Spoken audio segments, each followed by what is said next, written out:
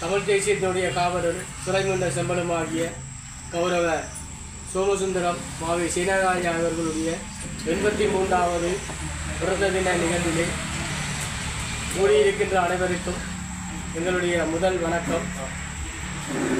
முதல் நிகழ்வாக மாவி சீனராஜா அவர்களுடைய திருவுருவப் படத்துக்கு சுடரேற்றப்படுகிறது. சுடரினை அவருடைய புதல்வன் சீனராஜா கலையமுதன் அவர்கள் சுடரேற்றுமாறு அன்புடன்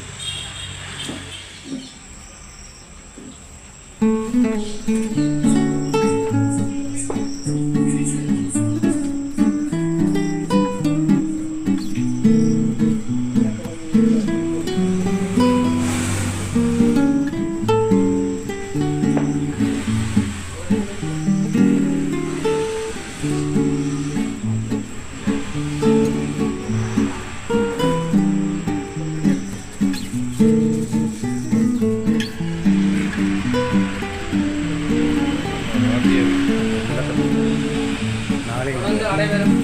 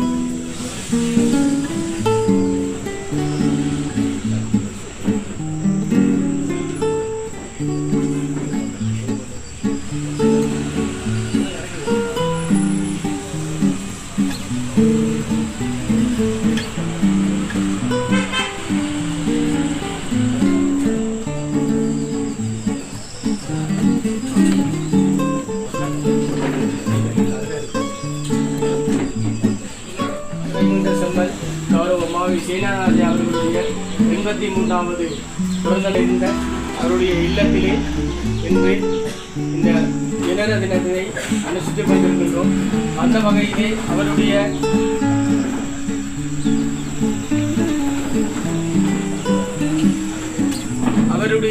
கனவாக இருந்த தன்னுடைய அரசியல் ஓய்வு காலத்திலே தான் இந்த மண்டபத்திலே இந்த கட்டிடத்திலே தான் மக்களை சந்தித்து மக்களுடைய குறைகளை எல்லாம் கேட்டு தீர்க்க வேண்டும் என்பதற்காக தன்னுடைய கனவாக அமைத்த இந்த மண்டபத்திலே நாங்கள் இந்த அவருடைய பிறந்த நாள் நிகழ்வாக நீடித்த ஒரு பெரும் தலைவனை கடந்த ஜனவரி மாதம் 29ஆம் தேதி இந்த தமிழ் தேசம் இழந்திருந்தது.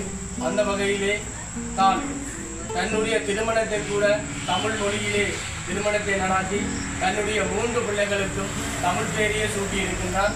இன்றைக்கு 43 ஆண்டுகளுக்கு முன்னர் தன்னுடைய மூத்த பிள்ளைகளுக்கு கலியமுடன், இரண்டாவதாக ஆரமுடன், தாராக அந்த 3 தமிழ் பேரையை சூட்டி அந்த நேரத்திலே தமிழ் பேரை காத்த ஒரு தமிழ் அறிஞரையும் தமிழ் தேசியவாதையும் இழந்து என்னுடைய தமிழ் தேசம் சோகத்தில் இருக்கின்ற நேரத்தில் இன்றைய தினம் அவருடைய நினைவாக இங்கு வழிவழக்கிலே தெரிவு செய்யப்பட்டிருக்கின்ற பாடசாலை மாணவர்களுக்கான கற்றல் உபகரணங்களும் அவர்கள் நினைவாக சிறு மரக்கன்றுகளும் வழங்கி வைக்கப்பட இருக்கின்றன. அந்த வகையிலே அவருடைய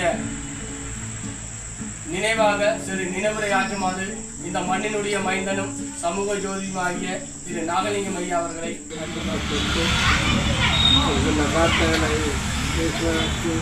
அனுமதிக்குமாறு நான் சேனாதி ராஜா இதுவரை எனக்கு வயதால் மூத்தவர் என்று நினைத்து இன்று அவருடைய பிறந்த தினத்தை ஒட்டி விசாரித்த பொழுது அவருக்கு 83 வயது, எனக்கு 89 வயது. நாங்கள் இருவரும் மாவட்டத்தைச் சேர்ந்த மக்கள். என்னுடைய இல்லமும் அவர் இப்பொழுது இருக்கின்ற இல்லமும் 100 விஜார் தூரத்தில் இருக்கும். நாங்கள் அடிக்கடி அவரை வீட்டிலே சந்தித்து பலதரப்பட்ட பிரச்சனைகளையும் பேசுவதற்கும் பிரச்சனைகளை தீர்ப்பதற்கும் சமூக தொண்டன் என்ற முறையில் எங்களுக்கு அவர் ஆற்றிய பணிகள் பல நான் நினைவு கூறுவதிலும் உண்டு. அவர் இறந்தவுடன் என்னுடைய மனதிலே தோன்றினது அவருடைய நினைவை மாவட்டத்திலிருந்து அழியாமல் பார்க்க வேண்டும் என்பது. அதற்காக நான் அமுதன் அவர்களுக்கு கேட்டுக்கொண்ட விஷயம், அவருக்கு வீட்டுக்கு போகின்ற பாதையை சேனாதி ராஜா நினைவு வீதியாக அதை அமைக்க வேண்டும் என்ற கூட்டு அந்த முயற்சிகள் எடுத்துக்கொண்டே இருக்கின்றோம். அவன் ஏறக்குறைய 60 ஆண்டுகளுக்கு மேலே நாங்கள் நெருங்கி பழகினவர்கள். இந்த நேரத்திலும் அவரை நான் சந்திப்பது டெலிஃபோன் மூலம் சந்திப்பதாலும் சரி, வீட்டை போய் சந்தித்தாலும் சரி, கொழும்பிலே இருந்த காலத்தில் அவருடைய பாராளுமன்ற அங்கத்திற்குரிய காரியாலயத்தில் சென்றாலும் சரி, அது மிக அன்புடன் வரவேற்று பிரச்சனை தீர்ப்பதற்கும் உற்சாகம் அளித்து அவர் அணுகியதை நான் மறக்க முடியாது. தீவு பகுதியில் ஒரு பாராளுமன்றத்தை திறக்கும் பொழுது அவருக்கு காயப்பட்டு அடைந்திருப்பதை அறிந்து நாங்கள் அவரை போய் சந்திக்க இன்னும் இடையிலே சர்ச்சை விட்டார்கள். அந்த அளவுக்கு அவர் எங்கள் மீது வைத்திருந்த அன்புக்கும் விசுவாசத்திற்கும் அவர் ஆற்றிய பணிகளையும் நான் மறக்க முடியாது. ஆகவே இந்த சந்தர்ப்பத்தில் நான் வெளியே எழுந்தின பொழுது என்னுடைய பிரயத்தனையில் ஒன்றாக அது அமைந்தது. அந்த சந்தர்ப்பத்தில் அமுதன் அவர்கள் காலை என்னை சந்தித்து இன்றைக்கு அவருடைய நிகழ்வு ஒன்று பிரார்த்தனை இருக்கின்றது என்ற பொழுது நான் வெறும் ஒரு 75 வயதை தாண்டிய ஒரு உறவினருடைய பிறந்த நாள் இருந்த பொழுதிலும் நான் இதை முதற்கடமையாக நான் மேற்கொண்டு வந்தேன். இந்த சந்தர்ப்பத்தை தந்தது மிக மிக இவர் எந்த கர்மத்தை எடுத்தாலும் தன்னுடைய சொந்த கர்மமாக எடுத்து எந்த பயனையும் எதிர்பார்க்காமல் அவரை அணுகியவர்களுடைய பயனை அடைய செய்வதற்கு அவர் இரவும் பகலும் முயற்சி செய்த சந்தர்ப்பங்கள் உண்டு. அதில் ஒரு சந்தர்ப்பத்தை நான் இங்கே கூற விரும்புகின்றேன். ஒரு சமூக அமைப்பு, அந்த அமைப்பை நான் நினைக்கிறேன் வடமாகாணத்தில் இதுவரை இல்லை அந்த கேள்விப்பட்டேன். அந்த அமைப்பை பாராளுமன்ற சட்டத்தின் மூலம் சட்ட வலுப்பெற்ற ஒரு அமைப்பாக மாற்றி அமைப்பதற்கு அவரை நான் 1993 ஆண்டு கொழும்பு ராமகிருஷ்ண மிஷன் மண்டபத்தை சந்தித்து அவர்களிடம் இந்த கோரிக்கையை நான் வைத்தேன். அவர் மிக சந்தோஷப்பட்டதை ஏற்று பாராளுமன்றத்தில் இதே நினைவுக்கு வச்சது மட்டுமல்ல, அந்த விவாதம் அது ஒரு சட்டமாக வரும் வரைக்கும் அவர் பாடுபட்டாலும் கஷ்டகாலமாக துரஸ்தமாக அவர் பாராளுமன்றத்தை இடம் இல்லாத ஒரு சந்தர்ப்பத்தில் அவர் மறக்கவில்லை. நாளை நான் அதை செய்து முடிப்பேன் என்ற என்ன அவர் தான் இல்லாவிட்டாலும் ஜோசப் பெர்ராசிங்கத்திடம் கூட்டுக்கு சொன்னார், இந்த வேலையை நாங்கள் முடித்தோம். ஜோசப் பெர்ராசிங்கம் 93 ஆண்டு பாராளுமன்ற சட்டத்தில் வைக்கப்பட்ட சட்டத்தை 99 ஆண்டு வரை அது விடுபட்டு 99 டிசம்பர் மாதத்தில் அந்த சட்டம் நிறைவேற்றப்பட்டது. இது அவருடைய முயற்சிக்கு, விடாமுயற்சிக்கு, தன்னால் இயலாவிட்டாலும் மற்றவர்களை கொண்டு செவிக்கின்ற ஒரு முயற்சிக்கு ஒரு பெரிய உதாரணம். பல எதிர்பார்ப்புகளோடு செய்யலாம், அவருக்கு எந்தவித எதிர்பார்ப்பு தன்னை நம்பி தன்னிடம் கொடுக்கப்பட்ட பணியை, தான் ஏற்றுக்கொண்ட பணியை நிறைவேற்றி முடியும் மட்டும் அதை பின்தொடர்ந்து செல்கின்ற ஒரு பெரிய மகா மனிதனாக நான் கருதுகின்றேன். 6 வருஷம் தொடர்ந்து அந்த முயற்சியை செய்து தான் இல்லாத பொழுதும் யோசப் பெர்ராசிங்கத்தை காரம் கொடுத்து அதை செய்த பெருமை அவருக்கு உண்டு. ஒரு கூட்டத்தில் முன்னாள் யாழ் அரசாங்க அதிபர் எங்களிடம் மாநாடு ஒன்றில் பேசும்பொழுது சொன்னார், யாழ் மாவட்டத்தில் ஒரு சமூக நிறுவனம் பாராளுமன்ற சட்டத்தின் மூலம் வலிமை பெற்ற சமாசம் இதுதான். இந்த முயற்சியை நாங்கள் பாராட்டுகிறோம், நாங்கள் மறக்கிறோம். இது ஒரு உதாரணம் மட்டும் சொல்ல விரும்பினேன். அவர் எடுத்த காரங்களை நல்லதென்று நினைத்தால் அதை நிறைவு செய்யும் வரைக்கும் தன்னால் முடிந்த பங்களிப்பை செய்கின்ற எதிர்பார்ப்புகளின்றி அதை செய்கின்ற ஒரு பெரிய பக்குவமான மனிதர். அவர் நம்ம வீட்டுக்கு ஆடிக்கல் நான் கொண்டிருக்கின்றேன், விளையாடி இருக்கின்றேன். அதன் பின்னர் கல்யாணம் அவர்கள் வந்தார்கள், அவரையும் சேர்த்து அவரை எனக்கு அறிமுகப்படுத்தினார். தம்பியார் தங்கராஜா வந்த பொழுதும் அவரை அறிமுகப்படுத்தினார்.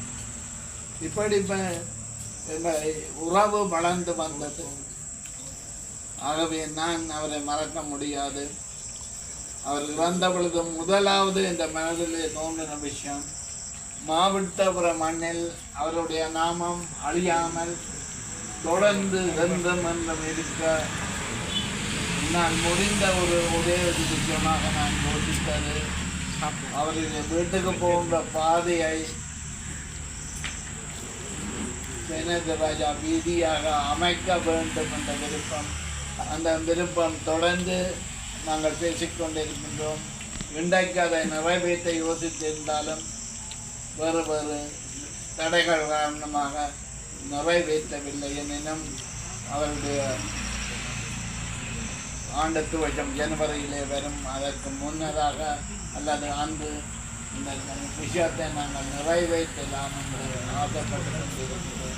அது பெரிய ஒரு நினைவு சின்னமாக எனக்கு இருக்கும் என்றுதான் என்னுடைய நான் அந்த நினைவு படிகத்தை தயாரித்து கொண்டிருக்கிறோம். அப்பொழுது நாகரிகத்தின் சிந்தனையில் வந்த நினைவு படிகம் என்ற பத பிரிவத்தை பாதித்தார்கள். நான் அதை என்னுடைய நாமமே அதில் இருக்கக்கூடாது. அவருடைய நாமத்துக்கு மிஞ்சி நான் என்னுடைய நாமம் இருப்பதை நான் விரும்பவில்லை. கல்யாணமுதன் அவர்களும் அங்கே இருக்கிறார். அது இருக்க வேண்டும் என்று நான் அதை ஏற்க மாட்டேன். அவருடைய ஞாபகத்தை நினைவுபடுத்துவதுதான் என்னுடைய நோக்கமே இல்லாமல் என்னுடைய நாமத்தை நிலைநாட்டுவது என்னுடைய நோக்கம் அல்ல. ஆகவே இந்த நோக்கம் நிறைவேற்ற அமரன் ஐயா கனகவி ஐயாக்கள் உதவி செய்வார்கள் என்ற நம்பிக்கையோடு அதை முயற்சியை நம்ம தொடர்கின்றோம். அவர் செய்த சேவைகளுக்காக தமிழினத்திற்காக செய்த சேவைகள், எங்களுடைய கிராமத்துக்கு செய்த சேவைகள், எங்களுடைய அமைப்புகளுக்கு செய்த சேவைகள் பல. அவைகள் எல்லாவற்றிற்கும் எனக்கு ஒரு சந்தத்தை நீங்கள் கொடுத்தமைக்காக நான் மிக நன்றி கூறுகிறேன். விடைபெறுகின்றேன். வணக்கம். மன்னிக்கவும்.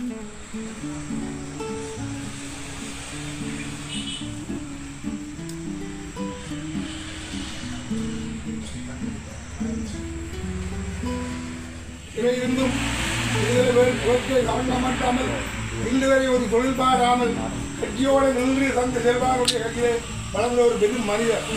அந்த மனிதருக்கு உண்மையிலே கோபப்பட்டு சொன்னதையும் காண மாட்டேன். ஒரு நல்ல மனிதனுக்கு கோபம் பெறாது. தம்பி என்று தான் சொல்லுவேன். என்ன பிரச்சனை வந்தால் தன்னுடைய ஆட்களை கூப்பிட்டு தம்பி என்ன அமைதியாக இருக்கோ அப்படி ஒரு கட்சியை வளர்க்கிறத வச்சு கொண்டு அது ஒரு பலகீனமாக சிலர் எடுத்தால் தான் அவருடைய அது ஒரு பலகீனமாக்கி போடுறது. அதுக்கு பலம் அதுதான். தம்பி என்றதான் அதுக்கு பலம். அந்த பலத்தில் அந்த இனம் வாழ்ந்தது. இவ்வளவு காலமும் அது தனக்கென்று ஒரு சொத்து பலத்தை தேடாமல் இந்த மண்ணுக்காக, இந்த மக்களுக்காக, இந்த தமிழினம் விடுதலை பெற வேண்டும் என்ற ஒரே ஒரு சிந்தனைக்காக தன்னை அர்ப்பணித்த ஒரு பெரும் மனிதர். அப்படிப்பட்ட மாவீரனை அவர்கள் உண்மையிலே ஒரு சின்ன விஷயம். 24ஆம் ஆண்டிற்கும் நானும் அவரும் இருந்து தமிழ் இளைஞர் பேரவையில் இருந்த பொழுது ஒரு சிறிய வேலை செய்ய வேண்டும் படிக்கிட்டு நானும் அவரும் இன்னும் ஒரு பேரும் செல்லிப்பட ரயில்வே ஸ்டேஷன் பக்கத்தில் ரயில்வே தண்டவாளம் காட்டுறேன்னு சொல்லி சொன்னேன். அப்போ எது சொன்னேன், நான் தூரம் போகிற நம்பி அந்த ஆணையை காட்டிக்கொண்டு ஓடி ஆணை சொல்லி போய் அமைச்சார். அந்த காடு என்னன்னா லைட் வெளிச்சத்தில் நாங்கள் எடுத்த ஆணையை கண்டுபிடிச்சிட்டேன். அவன் அங்கே இருந்த சோழில் இருந்த ஆணையை போட்டு ரயில் போடுது. அப்பொழுது மாவீரன் சொல்கிறார், மாவீரன் ரயில் போது உனக்கு பெரிய கலெக்டே இல்லை ஆணையர்கள் அப்படி ஒரு ஒரு ஒரு சேவை ஈடுபடுறாங்க. இந்த மண்ணில் விலைக்கு அவருடைய வீடு வேப்ப மரத்தடியில் இருப்பார். உண்மையில் அவருடைய தாயார் கேட்க அந்த வீடு திருத்தம் செய்யும்போது நான் கல் பத்தையாக போச்சு. அப்பொழுது உழவு எந்திர பார்ப்பில்லை. மாட்டு வண்டியில் போய் சீராவில் காட்டுக்க ஒரு 6 கல் பொறுக்கி வந்து கொடுத்து இந்த வீட்டை கட்டுறேன். அப்படி அப்போ அம்மா எங்களுக்கு இல்லை எங்கள் ஊர் நெல்லியில் கஞ்சி ஆப்பி தான் இருந்தோம். நாங்கள் அதை மறக்கலாம் ஏன்னா இது பெரிய பெரிய சாதனை படைத்தோம். அவரை பற்றி பேசுகிறேன்னா இப்போ பெரும் பெரும் பேச்சாக தான் இருக்கும். தொடர்ந்து பேசணும். அப்படிப்பட்ட ஒரு பெரும் மனிதர் தனக்கண்ட ஒன்றை தேடாமல் தனக்கண்ட ஒரு சொந்தப்பட்ட தேடி இந்த மண்ணுக்கு விளையில்லை. இந்த இனத்துக்கான என்ன முடிவோ அதை செயற்படுத்துறது கழுதைகளை நின்று பாடுபட்டவர் தான் எங்களுடைய மாவீரனே அவர்கள். அதனாலே அவருடைய இந்த நினைவு நாளிலே அவர் பிறந்த மண்ணிலே அவர் பிறந்த வீட்டிலே என்று நாங்கள் கொண்டாடுறோம். 83 வருடங்கள் அந்த நினைவிலே இதை கொண்டாடுறோம்னு சொன்னால் அவர் செய்த பாக்கியம், நாங்கள் செய்த பாக்கியம், இந்த மாவட்ட மக்களும் காங்கிரஸ் தொழில் மக்களும் செய்த பாக்கியம் தான் இருக்கிறோம்.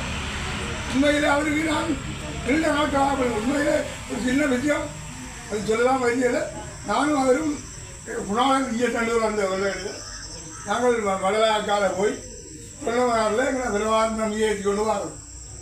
ஏற்றிக்கொண்டு வந்து வடலாயில் இலக்காடு ஏற்பாடுக்கு முன்னால் உலகநாம் வேற அந்த வீட்டில் தங்கி ஆடி போட்டு பெருந்தூக்காக வந்து இவரை கொண்டே கொல்லங்கல்லியை வீட்டில் விட நாங்கள் வந்துருக்கு மார்கண்டையை நானும் இடமாலே போய் எங்களோட பனையில் கருப்பணி சீவி கொண்டு போத்தல் அப்பொழுது சாராய போத்தல் கண்ணாடி போத்தல் அப்புறம் நம்பலாம் கொண்டு வரா நான் போகிறேன் கொண்டு போகிறா இருந்து குடித்த கதை அந்த கேட்குற வேப்பத்தில் அந்த பனை நிற்குதோ அம்மியானு நான் என்ன ஞாபகத்தில் கேட்குறேன் தம்பி அந்த கருப்பணி குடித்தா பனை நிற்குதா நாங்களும் கருப்பணியும் இல்லை பனை இல்லை நிற்கிறேன்னு சொல்லி உங்களுக்கு அக்கா சொல்ல வேண்டியது அதனால அந்த மனிதன் தனக்கென்று ஒரு சொத்து பத்து தேடாமல் தண்ணியை அர்ப்பணித்த சைக்கிள் தான் திரிவா வந்தவன் பெரிய வாகனம் இல்லை அவருக்கு ஒரு வாகனம் பகுதி அந்த இடம் இல்லை சைக்கிளில் தான் எல்லாரும் வெற்றி கொண்டு மணியமண்டவர் இல்லை கண்ணில் மணியமண்டு அது 2 பேர் தான் கூடுதலாக தெரியும் நாங்கள் விளவாரி அதனால் இப்போ என்ன இருந்தால் இந்த மண்ணின் விடுதலைக்காக தன்னை அர்ப்பணித்த ஒரு பெரும் மனிதன் எங்களை விட்டு போயிட்டாரு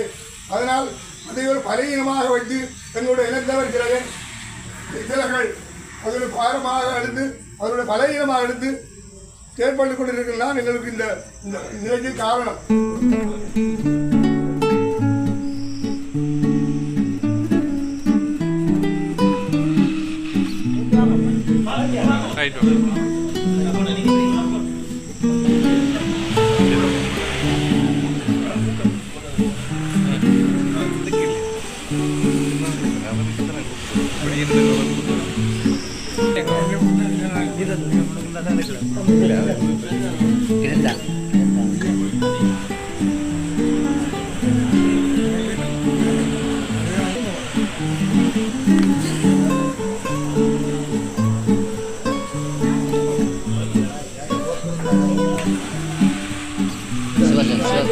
Silakan.